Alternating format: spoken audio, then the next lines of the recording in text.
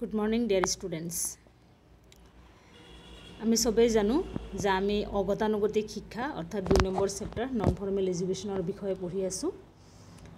আমি জানো যে অগতানুগতিক শিক্ষাৰ প্ৰকাৰ হৈছে কেইটা তিনিটা। তাৰে নাম্বাৰ 1 আছিল কি যোগাযোগ শিক্ষা বা ডাকযোগে শিক্ষা বা পত্ৰযোগে শিক্ষা ব্যৱস্থা আৰু যেটোৰ বিষয়ে অলৰেডি আমি পঢ়িছো। আজি আমি 2 নম্বৰ প্ৰকাৰটো পঢ়িম। হেতু হৈছে কি দূৰত্ব শিক্ষা বা দূৰ শিক্ষা আৰু 3 নম্বৰ পইণ্টটো হৈছে কি মুক্ত শিক্ষা যেটো আমি পিছত পঢ়িম। গতিকে আজি আমি পঢ়িব লগা বিষয়টো হৈছে কি দূৰত্ব শিক্ষা বা দূৰ শিক্ষা যাক ইংলিছত ডিস্টেন্স এডুকেশ্যন বুলি কোৱা হয়। গতিকে দূৰত্ব শিক্ষা কিতাপত কি আছে সেইখিনি পঢ়াৰ আগতেই আমি কিন্তু এটা কথা ভালকে জানো বা অনুমান কৰিব পাৰো দূৰ শিক্ষা মানে কি। ইয়াৰ আগতে কম বেছি তোমালোকে বিভিন্ন ৰেফাৰেন্সত মই তোমালোকক কৈছো যে দূৰ শিক্ষা কি। আমি জানো যে দূৰদূৰণিৰ পৰা ছাত্ৰসকলক বা ছাত্ৰীসকলক শিক্ষকে যি শিক্ষা প্ৰদান কৰে মানে আমি এটা সিম্পল কথাত ক'ব পাৰো যে যি শিক্ষা ব্যৱস্থাত শিক্ষক আৰু শিক্ষাৰ্থীৰ মাজত প্ৰত্যক্ষ দেখা দেখি নহয়। গতিকে য'ত প্ৰত্যক্ষ দেখা দেখি নহয় তাত কি ব্যৱহাৰ কৰা হয় বিভিন্ন ধৰণৰ উন্নত প্ৰযুক্তিবিদ্যা প্ৰয়োগ কৰি ছাত্ৰ-ছাত্ৰীসকলক পৰোক্ষভাৱে কি কৰা হয় শিক্ষা প্ৰদান কৰা হয় আৰু হেতুৱে হৈছে কি দূৰত্ব শিক্ষা। গতিকে আমি যদি ক'ব যাও ইয়াতে ধুনীয়াকৈ দিয়া আছে যে শিক্ষকৰ সান্নিধ্যত পোৱা শিক্ষাৰ পৰিৱৰ্তে যন্ত্ৰৰ যোগেদি দূৰ ঠাইৰ পৰা শিক্ষা সঞ্চাৰিত কৰা আৰু গ্ৰহণ কৰা প্ৰযুক্তি বিজ্ঞান ভিত্তিক ব্যৱস্থাকে সাধাৰণভাৱে দূৰ শিক্ষা বুলি জনা যায়। গতিকে আমি ইয়াৰ পৰা সিম্পল বহুত ভালকৈ গম পালো যে ছাত্ৰ শিক্ষকৰ সান্নিধ্যৰ পৰিৱৰ্তে দূৰদূৰণিৰ পৰা বিভিন্ন টেকনলজি অৰ্থাৎ বিভিন্ন প্ৰযুক্তিবিদ্যা প্ৰয়োগ কৰি ছাত্ৰ-ছাত্ৰীসকলক যি বিজ্ঞান ভিত্তিক শিক্ষা প্ৰদান কৰা হয় তাকে দূৰত্ব শিক্ষা বুলি কোৱা হয় বা দূৰ শিক্ষা বুলি কোৱা হয়। আমি গম পালো তো সিম্পল। ইয়াৰ পিছত আমি পঢ়িম দূৰ শিক্ষাৰ সংজ্ঞা। আমাৰ আহিব পাৰে ন দূৰ শিক্ষাৰ এটা বা দুটা সংজ্ঞা দিয়া। গতিকে আমি ইয়াতে দিয়া আছে দূৰ শিক্ষাৰ সংজ্ঞা। তাৰে নাম্বাৰ 1 আছে কি জেক ফক্সে কৈছে দূৰ শিক্ষা হৈছে এবিধ শিক্ষা আহৰণৰ প্ৰক্ৰিয়া বা পদ্ধতি যি বিদ্যালয় চৌহদৰ শিক্ষা ব্যৱস্থাত থকা কেতবোৰ বৈশিষ্ট্যতকৈ পৃথক হয়। আমি জানো যে দূৰত্ব শিক্ষা ব্যৱস্থাত বয়সৰ কোনো ধৰণৰ সীমাবদ্ধতা নাথাকে, নীতি নিয়মৰ ক্ষেত্ৰত ইমান কঠোৰতা নাথাকে হয়নে নহয়।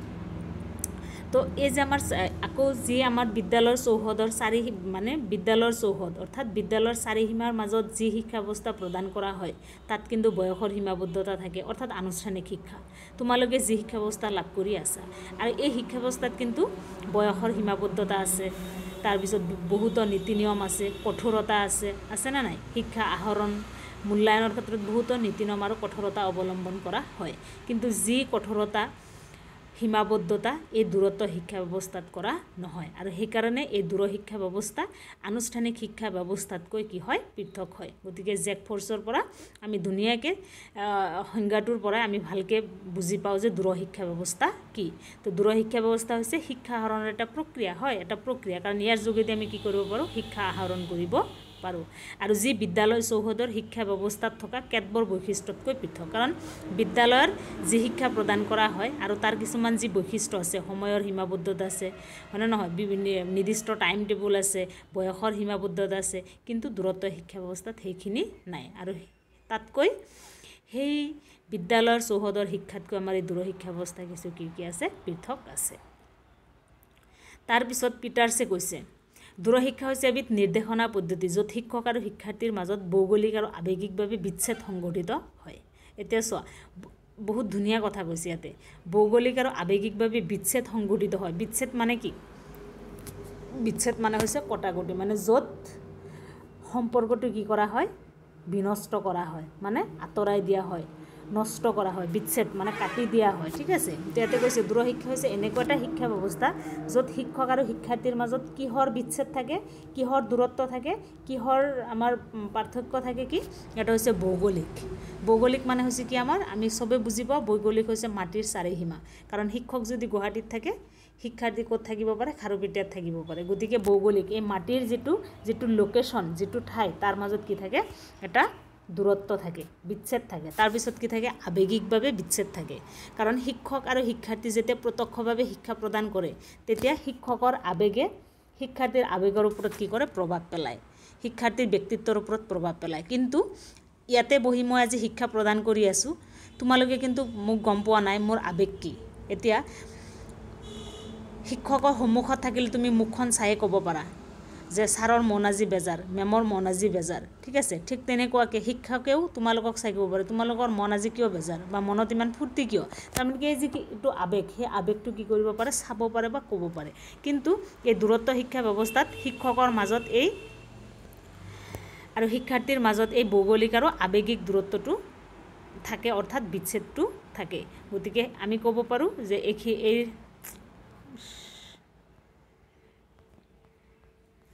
এই দুটা হৈছে কি আমাৰ দূৰত্ব শিক্ষাৰ সংজ্ঞা তো তোমালোকে দূৰত্ব শিক্ষাৰ সংজ্ঞা পঢ়িবা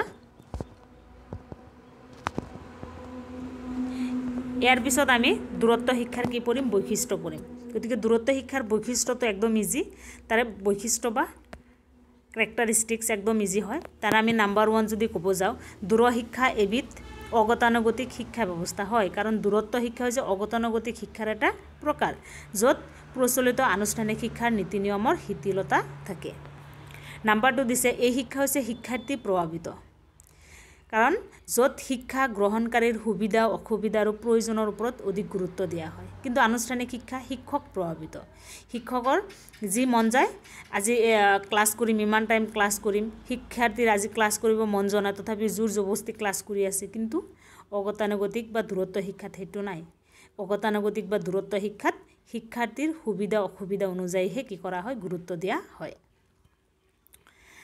তাৰপিছত দূৰ শিক্ষা ব্যৱস্থাত শিক্ষাৰ বাবে নমনীয়তাৰ নীতি গ্ৰহণ কৰা হয় নমনীয়তাৰ নীতি ফ্লেক্সিবিলিটি হয়নে নহয় কাৰণ ইয়াতে যেনেকুৱা আনুষ্ঠানিক শিক্ষা ব্যৱস্থাত নিয়মিতভাৱে ক্লাছত উপস্থিত থাকিবই লাগিব এক্সাম বাধ্যতামূলকভাৱে এইটো বছৰতো এইটো দিবই লাগিব কিন্তু অগতানুগতিক শিক্ষাত বা দূৰত্ব শিক্ষাত এই নীতি নিয়মটো নাই কাৰণ আমি জানো দূৰ শিক্ষা ব্যৱস্থাত স্কুলত নিয়মিতভাৱে উপস্থিত থাকিবই নালাগে কাৰণ শিক্ষকে শিক্ষাৰ্থীক দূৰৰ পৰা কি কৰে শিক্ষা প্ৰদান কৰে তো এনেকুৱা বহুতো কি আছে শিথিলতা বা নমনীয়তা আছে তাৰপিছত দিছে এই শিক্ষাত শিক্ষাদানৰ ব্যৱস্থা পৰোক্ষবিধৰ কৰি তোলা হয় কাৰণ ইয়াতে শিক্ষক আৰু শিক্ষাৰ্থী প্ৰত্যক্ষভাৱে শিক্ষা প্ৰদান কৰা নহয় কাৰণ শিক্ষক আৰু শিক্ষাৰ্থীৰ মাজত দেখা দেখি নহয় 5 নম্বৰত দিছে ইয়াক শিক্ষাৰ্থীৰ অৱসৰ সময়ৰ শিক্ষা বুলিব পৰা যায়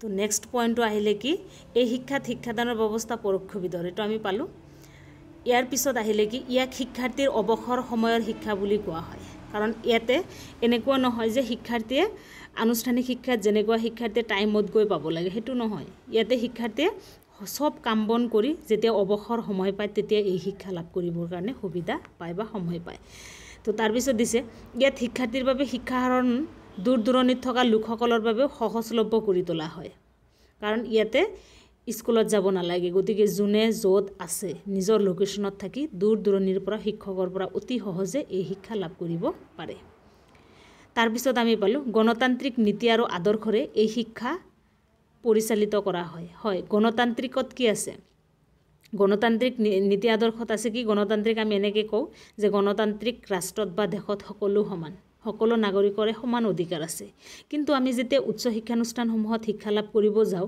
তেতিয়া কিন্তু সেই গণতান্ত্ৰিক নীতি তাত নাথাকে কাৰণ যোনে পাৰ্চেণ্ট বেছি পাইছে সেয়েহে সুবিধা পায় কিয় সুবিধা পায় কাৰণ তাতে আমাৰ লিমিটেড সিট থাকে কিন্তু এই দূৰ শিক্ষা ব্যৱস্থাত সেইটো নাই দূৰ শিক্ষা ব্যৱস্থাত একদম গণতান্ত্ৰিক নীতি আৰু আদৰ্শৰে এই শিক্ষা পৰিচালিত কৰা হয় কাৰণ ইয়াতে সব লোকে কি কৰিব পাৰে শিক্ষা লাভ কৰিব পাৰে ইয়াতে বুঢ়া তাৰপিছত ইয়ং অৰ্থাৎ যুৱক যুৱতী বুঢ়া বুঢ়ী কথা নাই বয়সৰ কোনো ধৰণৰ সীমাবদ্ধতা নাই সবেই নিজৰ ইচ্ছামতে ধুনীয়াকৈ নিজৰ সুবিধামতে শিক্ষা লাভ কৰিব পাৰে আৰু সেইকাৰণে কোৱা হয় গণতান্ত্ৰিক নীতি আৰু আদৰ্শৰে এই শিক্ষা পৰিচালিত কৰা হয় তাৰপিছত দিছে শিক্ষা মিতব্যয়িতাৰ প্ৰতি ইয়াত দৃষ্টি ৰখা হয় গণতান্ত্ৰিক শিক্ষা ব্যৱস্থা হৈছে এক দূৰত্ব শিক্ষা ব্যৱস্থা হৈছে এক মিতব্যয়ী শিক্ষা ব্যৱস্থা কাৰণ ইয়াতে খৰচৰ পৰিমাণ খুবেই কম কাৰণ খৰচ কৰিবলৈ ইয়াতে একো পন্থাই নাই কাৰণ শিক্ষকে শিক্ষাৰ্থীলৈ শিক্ষণীয় বিষয়বস্তু পঠাই দিয়ে মানে বিভিন্ন ধৰণৰ মিডিয়া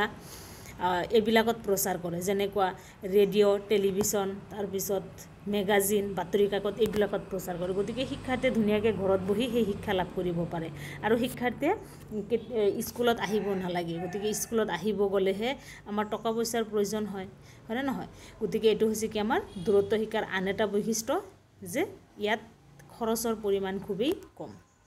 তাৰপিছত দিছে দূৰশিক্ষা শিক্ষাৰ্থী প্ৰদান হোৱাৰ বাবে ইয়াক এবিধ আত্মশিক্ষা ব্যৱস্থা বুলিব পাৰি।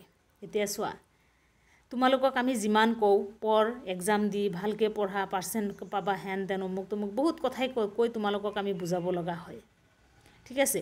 কিন্তু দূৰশিক্ষা ব্যৱস্থা হৈছে শিক্ষাৰ্থী প্ৰদান। ইয়াতে শিক্ষাৰ্থী নিজেই পঢ়ি তাৰপিছত নিজেই পৰীক্ষা দিব লাগে। ইয়াত শিক্ষকৰ কোনো ধৰণৰ প্ৰভাৱ নপৰে। শিক্ষকে তোমাক কেতিয়াও ক'ব নাহে তুমি ভালকৈ পঢ়া, ভাল পাৰ্চেণ্ট পাবা, ভৱিষ্যতে ভাল কিবা এটা কৰিব পাৰিবা। শিক্ষাৰ্থীয়ে নিজে বুজি নিজেই পঢ়িব লাগে। আৰু সেইকাৰণে কোৱা হয় দূৰশিক্ষা ব্যৱস্থা হৈছে এক আত্মশিক্ষা ব্যৱস্থা। তাৰপিছত দিছে শ্ৰেণীকক্ষৰ মৌখিক শিক্ষাৰ পৰিৱৰ্তে ইয়াক এবিধ প্ৰযুক্তি বিজ্ঞানভিত্তিক শিক্ষা বুলি কোৱা হয়। কাৰণ এই আনুষ্ঠানিক শিক্ষাত মৌখিক শিক্ষা ব্যৱস্থা বুলি কোৱা হয়, কাৰণ শিক্ষকে শ্ৰেণীকক্ষত আহি শিক্ষাৰ্থীক শিক্ষা প্ৰদান কৰে। কিন্তু দূৰশিক্ষা ব্যৱস্থাত শিক্ষাৰ্থীয়ে এই উন্নত প্ৰযুক্তি বিজ্ঞানৰ যোগেদি শিক্ষা প্ৰদান কৰে। যেনেকুৱা ৰেডিঅ'ৰ চেণ্টাৰত কোনোবা টাইমত এটা টপিক প্ৰচাৰ কৰিছে আৰু সেইটো অল ইণ্ডিয়াৰ চবেই কি কৰিব পাৰে, সেই সময়ত সেইটো দি শুনিব পাৰে। অথবা কোনোবা মেগাজিনত বা কোনোবা বাতৰি কাকতত এটা টপিক প্ৰচাৰ কৰিছে আৰু সেইটো শিক্ষাৰ্থীসকলে নিজৰ সুবিধামতে সেইটো ধুনীয়াকৈ কি কৰিব পাৰে, পঢ়িব পাৰে। গতিকে দূৰত্ব শিক্ষা এনেকুৱা প্ৰযুক্তিবিদ্যাৰ শিক্ষা বুলিও কোৱা হয়। কাৰণ ইয়াক মৌখিক শিক্ষা বুলি কোৱা নহয়, কাৰণ ইয়াতে মৌখিকভাৱে বা প্ৰত্যক্ষভাৱে শিক্ষা প্ৰদান নকৰে।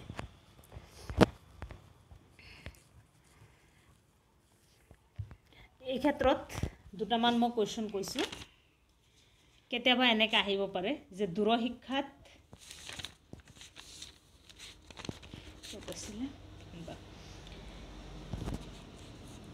এনেকৈ আহিব পাৰে দূৰশিক্ষা ব্যৱস্থাত শিক্ষক শিক্ষাৰ্থীৰ প্ৰত্যক্ষ সংযোগ স্থাপনৰ মাধ্যমটো কি?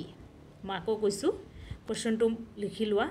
দূৰশিক্ষা ব্যৱস্থাত শিক্ষক শিক্ষাৰ্থীৰ প্ৰত্যক্ষ সংযোগ স্থাপনৰ মাধ্যমটো কি? সেইটো হৈছে বৈদ্যুতিক আহিলা।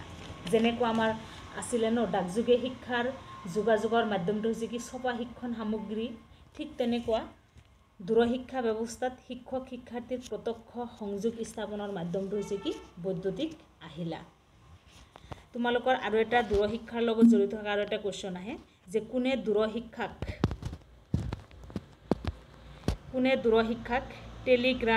টেলিগ্ৰাফিক শিক্ষা বুলি কৈছে?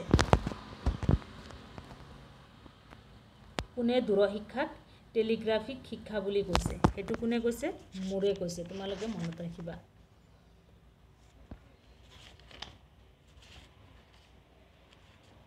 আকৌ আৰু এটা কুৱেশ্যন আহিব এনেকুৱা যে দূৰশিক্ষা ব্যৱস্থাত ব্যৱহৃত হোৱা দুবিধ সঁজুলিৰ নাম লিখা। যেনেকুৱা পাইছিলা যে যোগাযোগ শিক্ষা ব্যৱস্থাত ব্যৱহৃত হোৱা দুবিধ সঁজুলিৰ নাম লিখা। ঠিক তেনেকুৱা আহিব দূৰশিক্ষা ব্যৱস্থাত ব্যৱহৃত হোৱা দুবিধ সঁজুলিৰ নাম লিখা। এটা হৈছে শ্ৰৱণ দৰ্শন আহিলা। যেনে সেই শ্ৰৱণ দৰ্শন আহিলাৰ ভিতৰত আকৌ কি পৰিব? যেনেকুৱা ৰেডিঅ', টেলিভিশ্যন, কম্পিউটাৰ ইত্যাদি। আৰু এটা হৈছে কি দূৰসংযোগ আহিলা, যেনে বাতৰি কাকত, আলোচনী ইত্যাদি। ঠিক আছে।